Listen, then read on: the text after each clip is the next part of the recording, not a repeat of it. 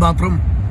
आज है हिंदू नववर्ष के अनुसार जो हमारा पंचांग होता है उसके अनुसार जो होता है उसके हिसाब से हिंदू पंचांग के अनुसार चैत्र माह के शुक्ल पक्ष की प्रतिपदा तिथि जिसको हम कहते हैं, जो हिंदू नववर्ष जो हम लोगों का, अगर हम भारतवर्ष की बात करें तो उसका एक बहुत बड़ा इतिहास है और एक लौती ऐसी तिथि है जहाँ पर इतनी सारी चीज़ें हुई हैं। मतलब क्या नियति बोलेंगे आप, क्या बोलेंगे कि इतनी सारी चीज़ें कैसे एक तिथि पर हो सकती हैं।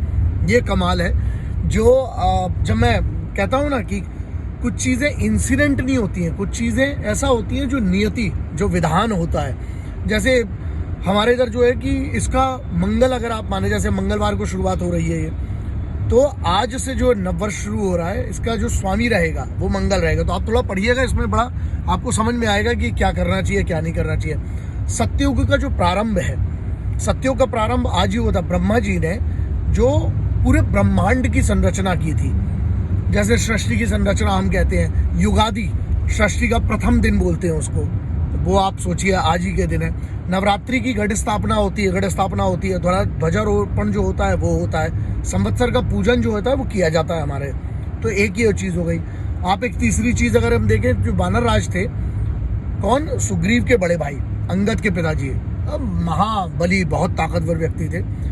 रावण को अपनी काख में बांध के जिसने रख लिया था वो कितना ताकतवर होगा। तो राजा जो सुग्रीव के भाई थे, बाली पर विजय जो थी उस दिन भी, उसके बाद वहाँ पर जब सुग्रीव को राज्य सौंपा गया तो वहाँ पर पूजा की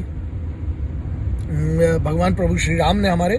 वहाँ पर भी गुड़ी फहराई। मतलब अच्छा, आज जो गुड़ी पाड़वा है, गुड़ी का मतलब क्या होता है, जैसे महाराष्ट्र में, गोवा में, यहाँ पर तो पता है, लेकिन बाहर के जिन लोगों को नहीं पता है तो आपके लिए ये बहुत ज़रूरी, क्योंकि हमें ना अपना इतिहास जानना ज़रूरी है। मैं हमेशा कहता हूँ कि हर वो व्यक्ति जो यहाँ पर है, जिसका जन्म इस हिंदुस्तान, जिसको हिंदुस्तान अलग है, परंतु पूरी दुनिया में हिंदुओं का स्थान यही है।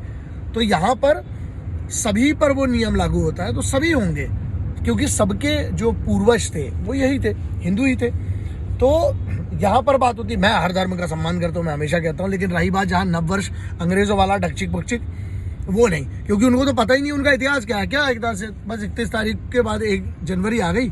लेकिन आप ये सोचो, शालीवाहन शक संवत भी इसको कहते हैं हम लोग। शालीवाहन करके कुम्हार का बेटा था, तो उसने क्या किया कि माँ भवानी की चामुंडा स्वरूप मान लीजिए आप, तो उनकी प्रार्थना की और एक पूरी सेना खड़ी हुई थी। तो उसने, कुम्हार के बेटे ने क्या किया कि माटी के पूरे सैनिकों को बनाया, और माटी के सैनिकों को बनाने के बाद उसने उसमें जल छिड़का, उनमें जान आ गई और उस सेना को लेकर उनने पूरी की पूरी एक लड़ाई की। हिंदू पंचांग की जो गणना हुई ना, मतलब जो ये आज के मॉडर्न गणितज्ञ हैं, मैथमेटिशियंस की जिनकी बात करते हैं, खगोल शास्त्री जो होते हैं, आप सोचो आज जो बात करते हैं कि ये निकाला वो निकाला, हम बात कर रहे हैं हजारों वर्षों पहले रिसर्च करके सनराइज कितने बजे, सनसेट का होता है वो टाइम क्या होता है, मंथ महीने में कितने दिन होंगे, एक दिन के घंटों की गणना की, उसके बाद 1 साल का जो कैलकुलेशन होता है ना, उसको करके पंचांग बनाया था, उसका इन्वेंशन किया था। यही दिन है। आप सोचो एक ही दिन पे इतने कैसे, कितने बड़े बड़े इतिहास है जो पढ़ाया नहीं गया, जो पूरी शिक्षा प्रणाली में से। मैं हमेशा, इसीलिए तो ये झगड़ा है ना कि क्यों नहीं पढ़ाया गया, ये ज़रूरी है, लेकिन मैं अपना दायित्व पूरा कर रहा हूँ। उज्जैन के जो सम्राट थे विक्रमादित्य, उनने शकों की पूरी आर्मी को इसी दिन पराजित किया था। इसीलिए इसको क्या कहते हैं, विक्रम संवत। जैसे अभी आज क्या होगा, विक्रम संवत 2081 ये है। फिर उसके बाद प्रभु श्री राम की एक पूरी, इस पे ये भी वर्णन है कि प्रभु श्री राम ने इसी दिन जो है वो अयोध्या का, एक वर्णन ये भी आता है कि यहाँ पर उनने रावण पर जीत हासिल करके और विजय पताका फहराया था, एक वो भी है। इसके बाद सबसे बड़ी बात जिससे मैं सबसे ज़्यादा प्रभावित, और मैं हमेशा कहता हूँ, छत्रपति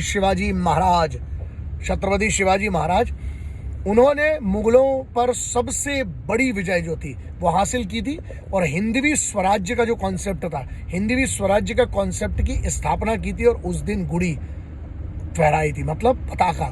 गुड़ी जो है वो है पताका, ठीक है।